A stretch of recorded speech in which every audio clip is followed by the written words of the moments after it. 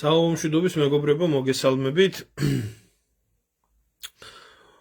მოკლედ დღეს მინდა საქართველოში ძირითადად საქართველოში განვითარებულ მოვლენებს გამოვეხმაურო, რაც ამ ომის პარალელურად საქართველოში ეკო ისმის და რა თქმა უნდა ორი სიტყვაც თქვა ამ ომის მიმდინარეობაზე, რომელიც ფაქტია, რომ სხვა ფაზაში გადავიდა, ახლა არ მგონია რომ საზოგადოებისთვის მაქსიმალურად საინტერესო იყოს ყოველი ის დაბომბვა, ყოველი ის იერიში, რომელიც ვრცლად შეიძლება გაივრცოს, მაგრამ ერთი რაღაცის თქმა მინდა, ფაქტია რომ ომი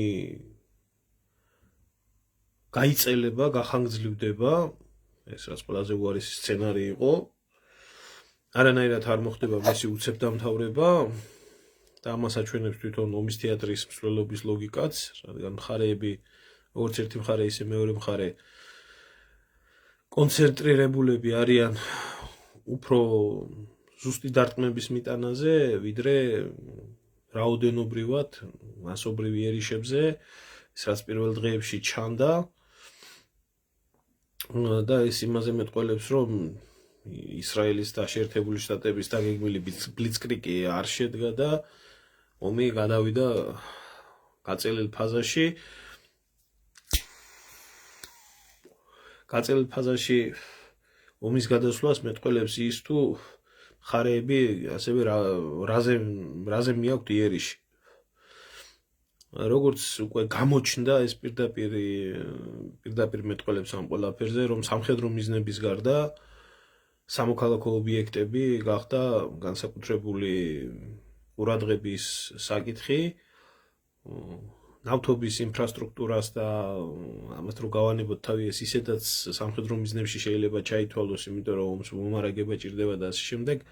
ძალიან საინტერესო მომენტია და ეს აჩვენებს ბევრ რაღაცას. ორივე მხარეებმა დაიწყეს იერიშების მიტანა სასმელი წყლის რეზერვუარებზე. სასმელი წყლის რეზერვუარები კი ეს უკვე კატასტროფულ მდგომარეობას ქმნის, რადგან არ დაგავიწყდეთ, რომ ეს არის უდაბნო. ირანი კიდევ უფრო უკეთეს დღეში არის, მაგრამ საუდის არაბეთი, კუვეიტი, ბაჰრეინი, გაერთიანებული ემირატები ჩვენი ძმებს, ესა ის ქვეყნები, სადაც ერთი მდინარეც კი არ არსებობს. ერთი მდინარეც, ესა ჩვეულებრივი უდაბნო და იქ წყალს ომის თუ მშვიდობიანობის დროს ოქროზე მეტი ფასი აქვს და ნავთობზე მეტი ფასი აქვს და ყველაფერზე მეტი ფასი აქვს. ამიტომ როდესაც ჩანს, რომ როგორც ერთმა მხარემ, ისე მეორე მხარემ გუშინ ირანელებმა გამოაქვეყნეს არც დაუმალიათ ისინი რას გეგმავდნენ, რადგან იერიშები ამერიკელების და ებრაელების განხორციელდა წყლის რეზერვუარებზე და მათ დაიწყეს დარტყმების მიყენება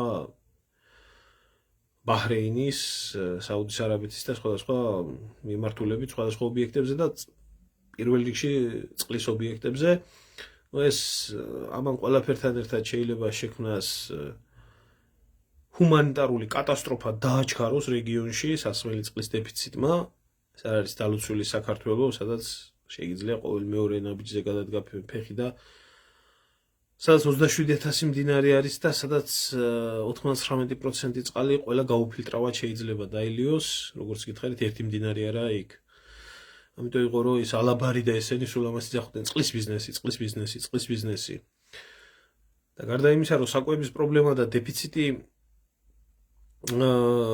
იქნება, ამას პლუს ყველაზე მთავარი სასმელი წყლის პრობლემა იქნება. აქ უკვე ტექნიკურ წყალზეც არა, საარსებო წყალზე არის საუბარი.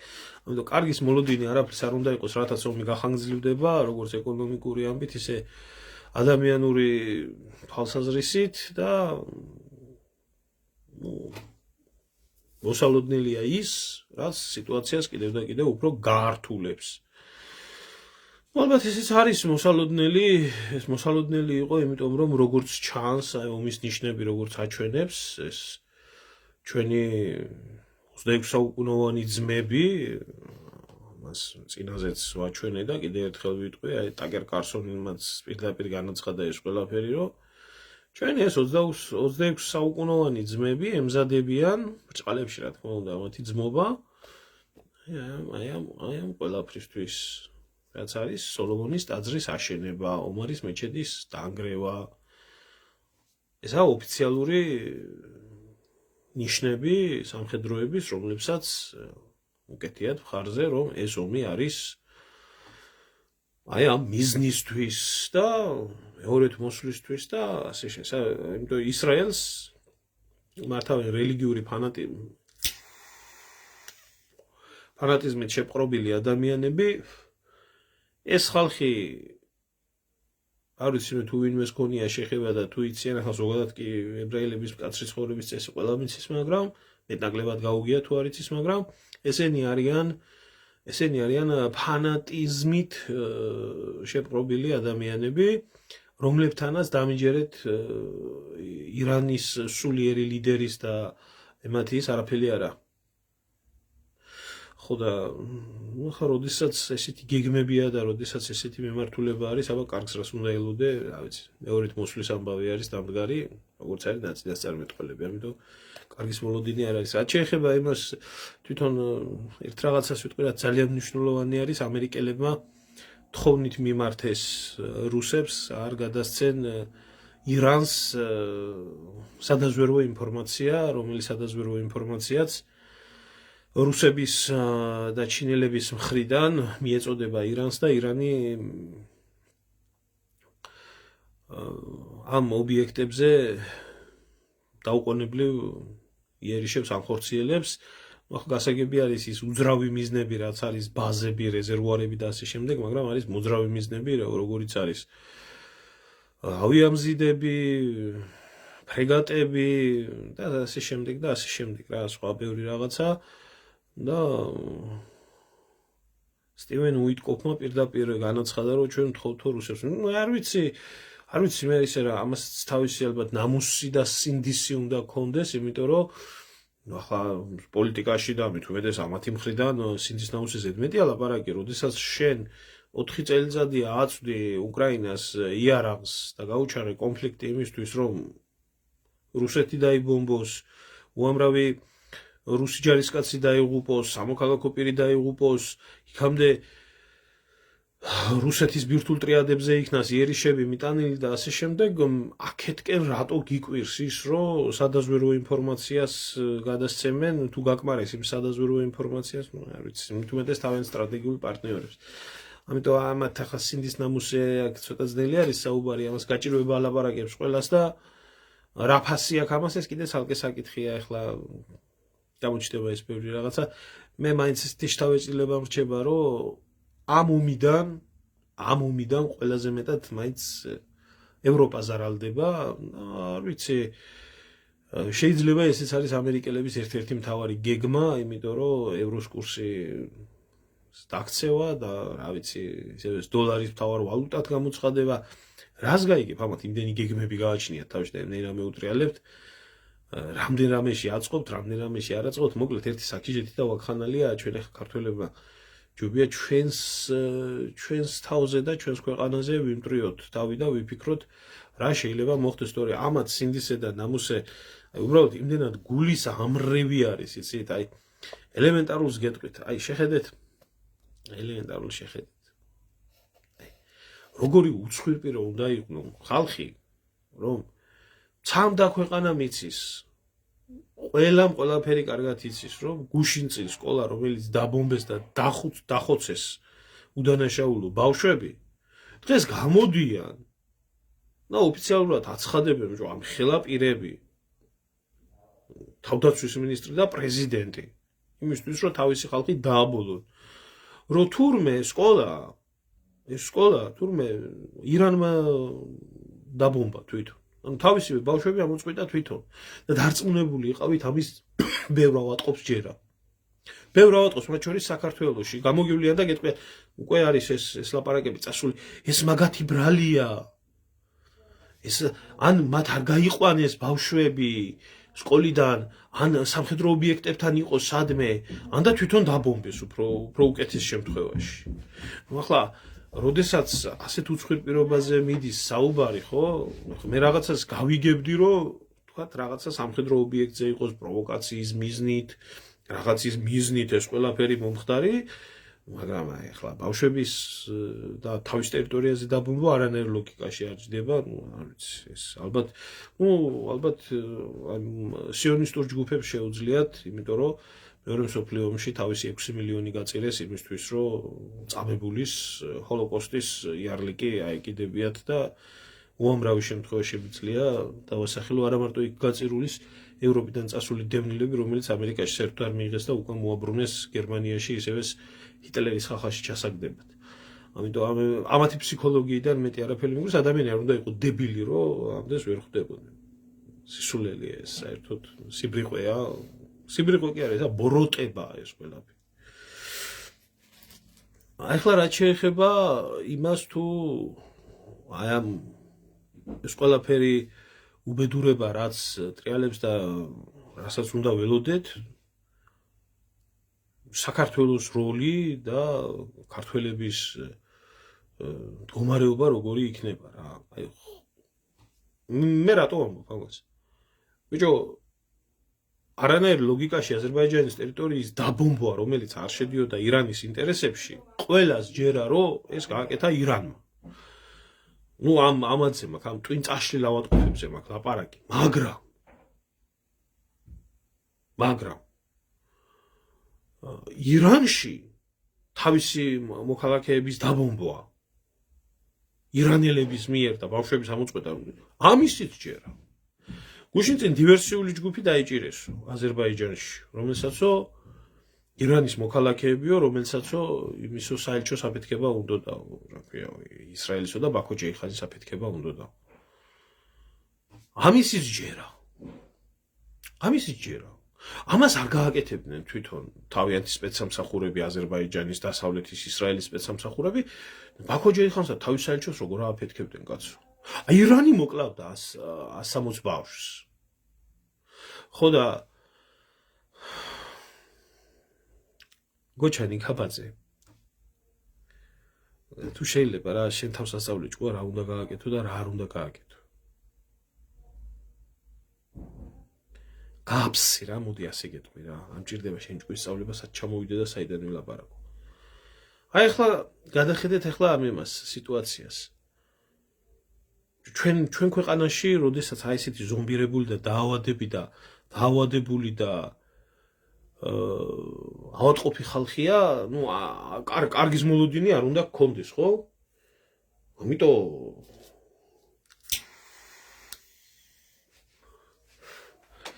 გამოვიდა ისრაელის ელჩი,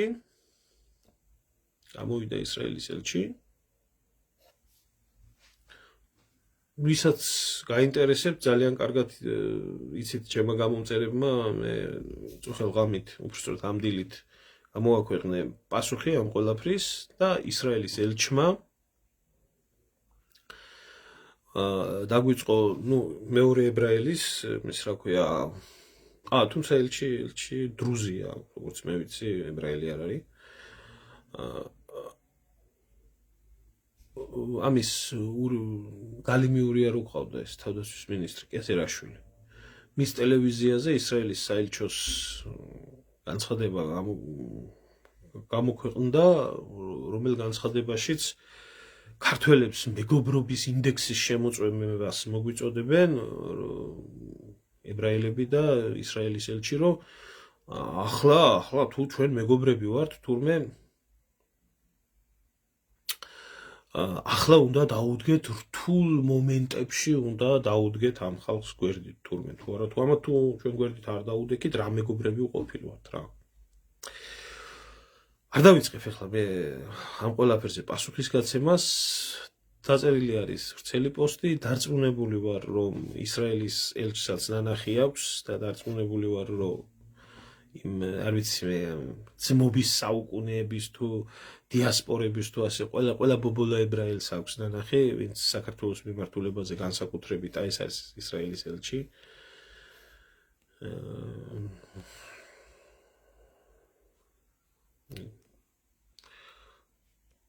ეს არის და დარწმუნებული ვარ, რომ აუცილებლად ნახავდა. გაცემული აქვს დეტალურად პასუხები. ჩემი გასაცემი, კონცეფტს მინდა მივმართო, ხო? და ჩემი ერთ-ერთი რიგითი ქართველი მე ჩემ პოზიციას დავაფიქსირებ და გავცემ ამათ პასუხს, მაგრამ ჩემი პასუხი არ უნდა იყოს ამისთვის გასაცემი მარტო. ეს არის ისეთივე ელჩი, რომელიც 2022 წლიდან მოყოლებული საქართველოს ომის ჩართვაში მოუწოდებდა და საქართველოს თუ არ იომებდა რუსულ მათ რა ქვია სახელმწიფოს წარმოაჩენდა. ხო და ეს წესი და რიგით ჩემოკარგებო გაჭირვებაშიო, მეგობრებიო, გაჭირვებაში იცნობაო. მე დავწერე ტექსტში დოკუმენტალურად და კიდე ერთხელ მინდა გავახსენო. ქართველებს ყველაფერი რო წაგვართვათ. ყველაფერი რო არაფერი რო არ დაგვიტოვოთ.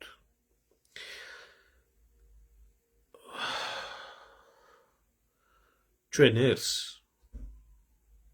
თუნდაც უკიდურეს სიღარიბეში და სიღატაკეში გვერდით დგომას, გაჭირვებული შეფარებას და მეგობრის განსაკუთრებით დაფასებას ამას ვერავინ ვერ დაუკარგავს. ვერ დაკარგავს ამას. ვერც მშვიდობიანობის დროს და ვერც ომის დროს. და მიუხედავად ათასი სიბინძურის დაბრალებისა ქართველიერის მიმართ, ქართველიერი მტრის მიმართაც კი ყოველთვის ტოლერანტი იყო. შორს არ წავალ, აგერ 2008 წლის ომი რო იყო, რუსი ჯარისკაცები გაჭრილები ქართველმა დედებმა შეიფარეს, გადაარჩინეს და გაატანეს.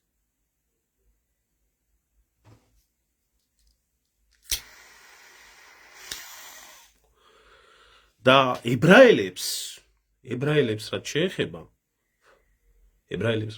თქვენ საერთოდ ხმა არ გაქვთ ამოსაღები. კიდე ერთხელ გაგახსენებთ, გარდა იმისა, რომ 26 საუკუნის მანძილზე თქვენ, როდესაც მთელ მსოფლიოში, რატომღაც მარტო მეორე მსოფლიო ომს იხსენებენ, საუკუნეების განმავლობაში, საფრანგეთში, გერმანიაში, რუსეთში, იტალიაში, ესპანეთში, სხვადასხვა ქვეყნებში, პოლონეთში არათუ ვინმე გაძლევდათ საშუალებას გიარსებათ, ქალაქებში შესვლის უფლებასაც კი არ გაძლევდნენ. მეორე მსოფლიო ომის დროს საერთოდ თქვენიანებმა გაგწირეს და როგორ რაუბედურებიდან დაგიხსნათ, ზუსტად ქართველი კაცის სტალინის სარდლობამ, რომელმაც ამ ომს შვილი შესწირა, იმ 300,000-მა სისხლდამტყვეულმა ქართველმა და ომის დამთავრების მერე ვერავინ ვერ დაივიწყებს ისტორიას, თქვენ რამდენიც კიდათ გადაწერეთ, გადმოწერეთ და როგორც კიდათ ისე ილაპარაკეთ, მაგრამ ეს იყო 1947 წლის 27 ნოემბერი, გაეროს 118 რეზოლუცია სტალინის მოთხოვნით მოხდა გამოცხადება ისრაელის სახელმწიფოსი. და 17 მაისს, ეს ძალიან გიყვართ ტოლერანტობის დღეა და უფრო დაგამახსოვდებათ, 1948 წელს სტალინის მიერ, ქართველი კაცის მიერ იქნა ისრაელი აღიარებული პირველმა სახელმწიფომ მსოფლიოში აღიარა როგორც დე იურეთ სახელმწიფოდ. ამას დაუმატეთ ისიც, რომ პირველ წლებში ისრაელის სახელმწიფოს აიარაღებდა, ასმევდა, აჭმევდა და ყველანაირ ხელშეწყობას უკეთებდა სტალინი. ამას თქვენ ისტორიაში ვერ წაშლით და ვერავინ ამას ვერ წაშლის. მაგრამ დღეს სტალინის სახელობის ძეგლი იყოს ისრაელში კი არა, ერთი ქუჩაც არა.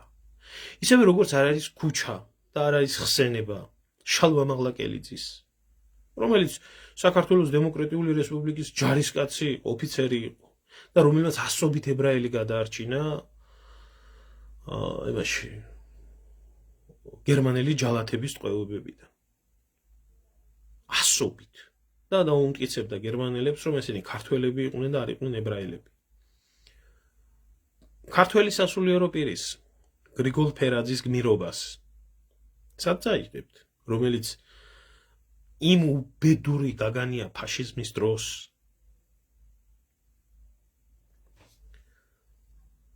თელებრაილობას ინახავდა და მერე, როდესაც საქმეზე მიდგა, ებრაელების ნაცვლად თვითონ წავიდა და ეშაფოთზე ავიდა მისი ფეხით. ეს 2-3 კაცის ხსენება, რომლის სახელობის ძეგლი კი არა, პატარა ქუჩაც არ აგავთ ისრაელში. მე ამას ელჩი, როგორც ვიცი, მე დრუზია და შეიძლება მას არ ქონდეს ამხელა განათლება, რომელ ქვეყანაში იმყოფება, თუმცა ეჭვმეპარება ახლა მისი კომპეტენციის ადამიანს, ეჭვმეპარება რო არ ქონდეს ეს განათლება, მაგრამ მაინც თქვენ რადგანაც დრუზი ხართ და შეიძლება საქართველოში გაზრდილი ებრაელი ან ფესვები საქართველოსთან არ გაკავშირებთ, მაინც მიიღეთ ეს განათლება და იცოდეთ ბატონო ელჩო თქვენს და ასევე იმ ებრაელობამაც, რომლებიც თქვენ თავხედურ და ქვეყნისთვის დამაქცევარ განცხადებას ტაშს უგრავს მოღალატე ქართველებთან ერთად. ხო და ამას რატო ვამბობ ამ ყველაფერს? ეს ჩამოთვლილი მის გარდა კიდე რამდენი სიკეთეა გაკეთებული კაციშვილმა არ იცის და მთელი ამ კაცობრიობის არსებობის მანძილზე საქართველო იყო მართლა ერთადერთი კუნძული, 64-ის კუნძული ებრაელებისთვის, სადაც ებრაელები ცხოვრობდნენ ყოველგვარი პრობლემის, არა მარტო იმიტომ, რომ ის ებრაელია და ცხოვრობს, თავისი ღია იდენტობის და ეს იმას ნიშნავს, არავინ არ უშლიდა მათ თავისი ცხოვრების წესს, არავინ არ უშლიდა მათ სალოცავების აშენებას, სალოცავებში ლოცვას და ისე როგორც შეიძლება დღეს ვერ ცხოვრობენ ებრაელები თავის ქვეყანაში. ამიტომ ეს არის მე ეჭვმეპარება, რომ ეს ამ კაცის დაწერილია, იმიტომ რომ წინა ელჩებიდან განსხვავებით მაქვს მე ჩემი ინფორმაციების წყარო და არ არის შეიძლება პიროვნულად ცუდი პიროვნება, მაგრამ ამასაც არავინ არაფერს არ ეკითხება, ამასაც უწერენ ამ ყველაფერს და თვითონ როგორც ელჩი ვალდებულია მისი სახელით გამოაქვეყნოს ეს ყველაფერი. ამიტომ ბატონო ელჩო, ვიცი რომ მოგიტანდნენ ამ ინფორმაციას და იმედია ამ ლაივსაც მოგაწოდებენ და ცოტა გაითვალისწინე, რომელ ქვეყანაში ხარ, რომელ ერს ელაპარაკები და ვის ასწავლი ჭკუას და ვისგან ითხოვ გაჭირვებაში ხარდაჭერას. ახლა რაც შეეხება იმას, რომ მეგობრები გაჭირვებაში იცნობიან, მინდა გითხრა, ქართველებმა 92 წლიდან 91-92 წლიდან დამოუკიდებლობა გამოაცხადეთ და დღემდე გავდივართ ჯოჯოხეთის საზვერეებს და დღემდე გავდივართ გოლგოთის გზას, გადავიტანეთ ომები, კონფლიქტები, ეკონომიკური კრიზისი, 1000 უბედურება, არც ერთ ომში ისრაელი ჩვენს გვერდით არ დამდგარა. არა ლაპარაკი ვინმე ებრაელი ჯარისკაცი ჩამოსულიყო და საქართველოსთვის ეომა. ან იარაღი მოეწოდებინა, ან ეკონომიკური დახმარება გამოეჩინა, ან მსგავსი რაღაცეები. რასაც დახმარება ქვი? არ გვახსოვს ჩვენ ქართველებს მასეთი რაღაცა. გვახსოვს ერთი რაღაცა 2008 წელს უპილოტო თვითმფრინავები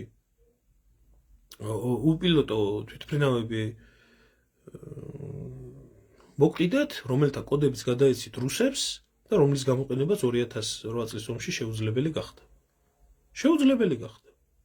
და შემდეგ აი ამ ღალატის მერე კიდე გვიჩივლეთ ომწაგებულ ქვეყანას და 100 მილიონი დოლარი მოგთხოვეთ გადასახადად და დაყაბულდით მერე 35 მილიონს, მადლიერი უნდა ვიყოთ, რომ ღალატში დრონი იარაღი რომელიც მოგყიდეთ, ვერ გამოვიტენეთ.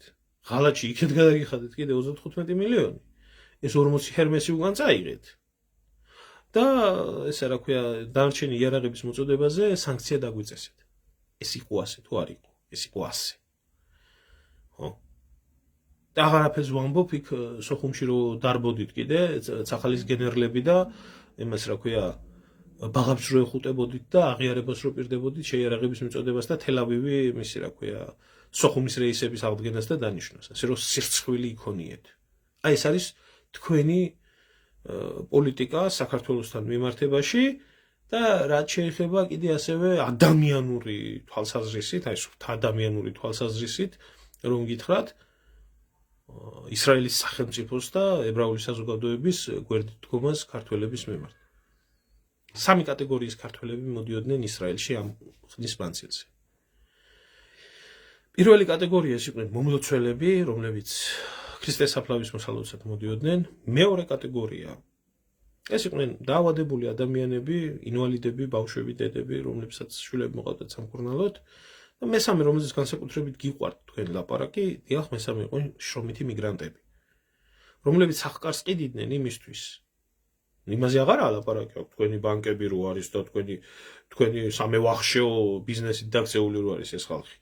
მაგრამ მოდიოდნენ იმისთვის, რომ შავ მუშად ემუშავათ ისრაელში, და რომელზეც არც ერთი ებრაელი არასდროს არ ემუშავებს. არც მის ქვეყანაში, არც მის ქვეყანაში. და შავი ნამუშევარი ხელფასით, შავმუშად ნამუშევარი ხელფასით, ვალები გადაეხადათ. როგორ იქცეოდით ამ ხალხს? როგორ იქცეოდით? საათობით დაიჭერდით ბენ-გურიონის აეროპორტში. არა მარტო ამ ჯამთელ ადამიანებს, ავადმყოფ ბავშვებს, ქალებს, აყურყუდებდით, აწვალებდით, აწამებდით.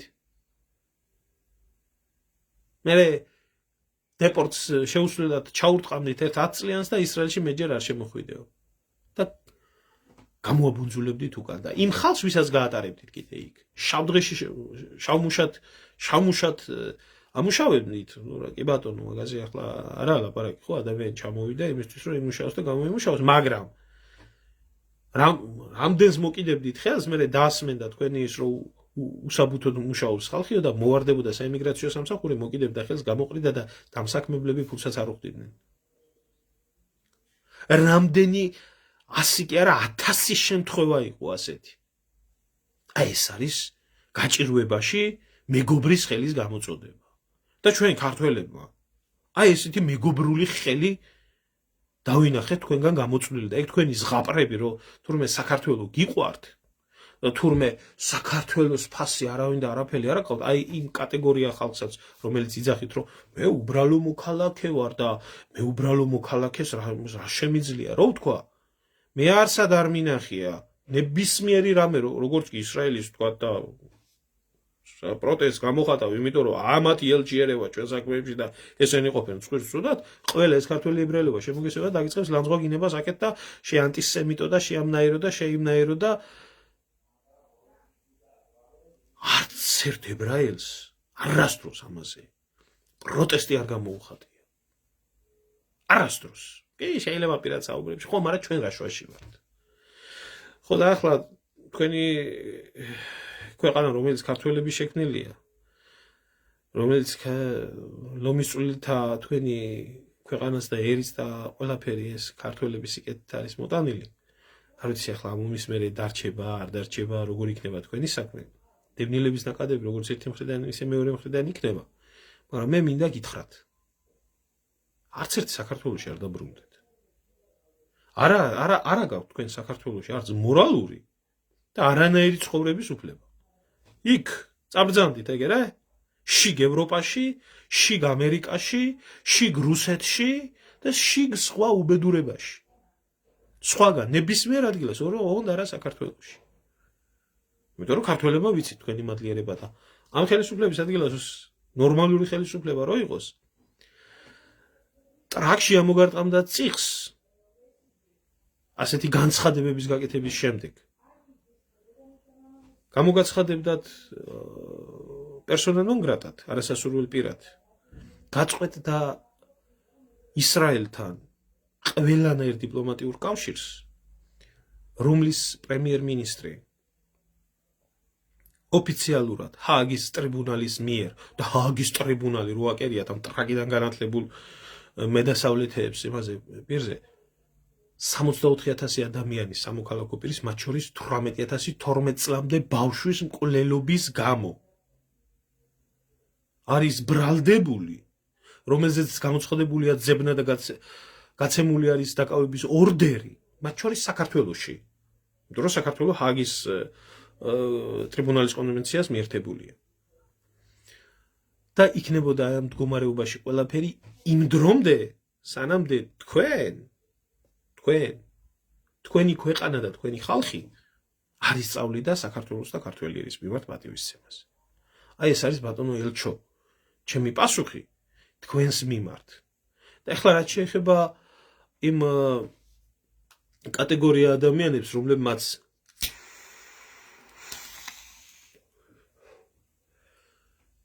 ებრაელ მოხუცებს ტრაკები დაბანეთ და 2 კაპიკი შეკელი ჩაიდევით ჯიბეში. და აქ შემოვარდებით და იმას რა ქვია, ჭკუას რო გვასწავლით აქეთ. ჭკუას რო გვასწავლით, თურმე ეს როგორ უნდა ვთქვათ, ეს როგორ არ უნდა ვთქვათ, ახლა ომი მიდის, ამაზე ლაპარაკი არ შეიძლება, ისრაელი თურმე ტერორიზმს ებრძვის და მსგავს რაღაცები. ბოდოები. თქვენ მინდა ერთი რაღაც, მე ჯერ მეცოდება მე საერთოდ აი საცოდავი ერის საცოდავი შვილები ვართ, რო ეს 18,000 გულისხმება აი ამ ოქტომბრის მოვლენების შემდეგაა საუბარი თუ არა ისე რამდენია ღმერთმა იცის კაცო. საცუდავი ერის საცუდავი შვილები ვართ და აი ყოველთვის მახსენდება დათა თუთაშხიაში კაცჭამიას გამოყვანის პრინციპი. ვირთხები რო ყავს ჩაღრილი თორიას. სიმნელე უნდა იყოსო, რკინის კასრი, გაქცევას რო ვერ შეძლებსო და მერეო ტყავი უნდა ჩაუგდო მოშიებული. დააღრღლიან ერთმანეთს დაწყვეტავენო და გადაჭამენ და ვინც დარჩება ისაა კაცჭამია. და იქ დათა თუთაშხია ეუბნება რომ ეს ქვეყანაო კასრი არაო. ასე რამ დაგამშივად ბიჭო. აი ქალიან კაციანად. ასე რამ გაგამათხოვრად. ასე რამ დაგაკარგიათ თავმოყვარეობა, შეგნება, აზროვნების უნარი, ასე რამ წაგიშალათ. ასე მართლა ცხოველებს რამ დაგამგვანათ. იმისთვის რომ საკუთარი კუჭი გაიძღოთ. იმისთვის რომ თქვენ შვილი ყოებს და ქმარი ყოებს და იმათ რა ქვია ფულები არ მოაკლდეს. და ებრაელის ტრაკის ბანაში იყოთ ისრაელში და ამით იყოთ 3 დღემჩიოთ მადლიერი. და დაგავიწყდეთ ის ყველაფერი, რაც ქართველმა ერმა გაუკეთა ისრაელს და ქართველმა ერმა რაც გაუკეთა ებრაელებს.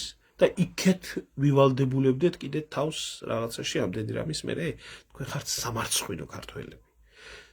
თქვენ არც არასდროს ყოფილხართ ალბათ ქართველები. თქვენ არც არასდროს არ გქონიათ ღირსება. და იმიტომ ხართ ალბათ ასე პირუტყვები ხართ. პირუტყვები გამოხვალთ მე და აქ მე დამიწყებთ კიდე ლანძღვაგინებას, ერთი მითხარით რა არის ტყუილი რაზეც აქვს საუბრო. მაგრამ საუბედუროდ და სამწუხაროდ ჩვენ ქვეყანაში აი ასეთი ხალხი გვყავს. აი ასეთი ხალხი გვყავს, რომელიც ისევ დათა თუთაშხიას უნდა მიუბრუნდე, რა ვიცი, წავალ წამოვალ ისევ ამ გენიოს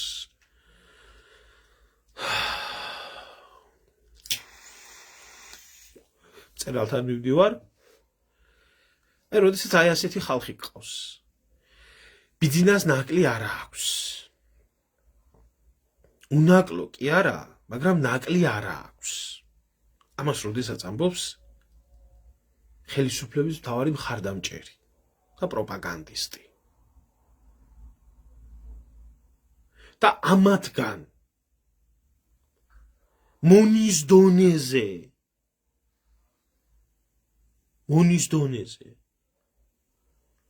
რომ ჩადეს ხალხში თავარია ომი არაა და ნაცები არ მოდიან. და ხალხი ამით კმაყოფილია. ხალხი ამით კმაყოფილია და ბედნიერია. და მეც ვერ ხვდება. ამ ხალხს და ტრაკის მბანველ მონებს შორის არაფერი სხვაობა არა. ცხოვრობს აი ესე საზოგადოება. ბოლოსკენ მინდა წავიდე, აღარ გავაგრძელო, ეს ყველაფერი და ერთი რაღაცა მინდა ვთქვა ნიგუშინ მქონდა გამოხმაურება მე ამბავთან დაკავშირებით აი ეს ძუკნახი დაშელი რომელიც თავის სიტყვებს რომელსაც ერთს ამბობდა და მეორეს ეს ცალკე თემა არის აი ეს მოღალატეების კასტა რომლებიც ნებისმიერი ელჩის დაკვეთას ასრულებენ საქართველოში იქნება ისრაელის არა აქვს მნიშვნელობა შეერთებული შტატების ბრიტანეთის სოროსის ფონდის ამის რომელიც უარყოფს თავის სიტყვებს და ამ დროს ყველა ვნახეთ და იძახის რომ თურმე ამან გაახმაურა საფრთხე რომელიც საფრთხეც არსებობდა ქვეყანაში და მთელი ეს ბიონაგავი ამას მოყვება თარგამაძეები ამას მოყვება ბოკერიები მთელი რომელიც მდინარაძის კანტორაში მიდიან და იქიდან გამოდიან რომ თურმე არანაირად მე რა დაიკითხენ და გამოვიდნენ და არავინ პასუხს ამაზე არ აგებს ასეთ ქვეყანას ასეთი მართველობის ასეთი საზოგადოებრივი აზრის ლიდერების ასეთი ხელისუფლების არსებობის პირობებში მომავალი არ უწერია ან დარჩებიან აი ესეთი ბიონაგავი ხალხი როგორცაც ხედავთ ის უნაკლო აი ესეთი და ესე იქნება ეს ჩემო კარგო ეხლა უბრალოდ თავი არა მაქსიმალურად გითხრათ რაღაც კომენტარები წავიკითხო კითხვა პასუხის რეჟიმში გადავიდეთ და აი ერთი კითხვა იყო რომ ექიმთა საქმეზეო თუ შეგიძლია რა მითხარით ცელი თემაა ჯიგარო და ორ სიტყვაში როგორ გითხრა ექიმთა საქმე დღესაც გასატარებელია საქართველოში განსაკუთრებულად ნახე ერთი ჩემი ფილმი დოკუმენტური ფილმი რომელიც ეძღვნება აქ საფრანგეთში გადმოხვეწილ ქართველობას სამკურნალოდ რა გაუკეთა მათ ქართულმა მედიცინამ რას წერს ფრანგული საგამოძიებლო უწყება ქართული მედიცინის მიმართ როგორ კლავენ და ხოცავენ ადამიანებს ვინ ითმობს ამ ყველაფერზე ხელს და რაც დრო გადის უფრო და უფრო ხდები და კი თუ გინდა სიყვარული და არ გვით უფრო და უფრო მიყვარდება ეგ პიროვნება რომელმაც აი ესეთი ქვეწარმავლებისგან გაწმინდა ქვეყანა და კაცობრიობის ბედი შეატრიალა სულ სხვანაირად თუ არა ახლა დიდი ხნის უკან იქნებოდა იმ უკანალში რომელ უკანალშიც მიდის ეს ისე ცნობისთვის და ალბათ რათაც მეტი უფრო და უფრო გაჭირდება მე შეიძლება მისი საფლავის კოცნა დაიწყოს ბარეური ეხლა ამით დაგემშვიდობებით ეს არ მეკნება აღარც სტუმარი მეყოლება მეც ადამიანი ვარ დასვენება მინდა და ხვალისთვის დაუბრუნდეთ ისევე მოვლენების ქრონოლოგიას ასე რომ ნუ იქნებით სამარცხვინოები იყავით ნუ იქნებით გარიგებების მხარეზე რასაც ცხონებულის ზვიად გამსახურდი ამბობდა ნუ იქნებით სხვა ქვეყნების მხარეზე იყავით საქართველოს მხარეზე მე ვიცი რომ თქვენ სინდის ნამუსი არ გაგაჩნიათ ვისაც მიმართავ ძირითადად ახლა ეს ისრაელის ელჩის გამправებლები იქნებიან თვითონ ისრაელის თუ ასე შემდეგ მაგრამ ჩვენ გაგვაჩნია და ჩვენ ვიცით ჩვენი ქვეყნის ისტორია ჩვენ ვიცით ჩვენი ერის ამაგი და ჩვენ თავზეც აქ რო შემოხვდებით რომ ქართველები ერთმანეთს ეს ჯერ გასაგებია იქ ვინ ახართ ქართველი და ვინ არა გვარ გადაკეთებული და ქართველებო გახსოვდეთ ყოველთვის ჯვრის მონასტერში გაკეთებული წარწერა ისრაელში რომელიც არის და ის წარეკუთვნის საქართველოს ვერ გადმოგწეს ამ ხელა ამაზე მადლზე ზედმეტია ლაპარაკი ეწერა ესეთი რაღაცა ქართველნო იდექით მყარად და შეუდრეკლად ასე უნდა ითქე შენი ქვეყნის მიმართებაში და შენი ქვეყნის ისტორიის მიმართებაში და რა აი ასე საკუთარ ერს და ქვეყანას ყველაფერში რო ადანაშაულებ მადლობა ყველას ყურადღებისთვის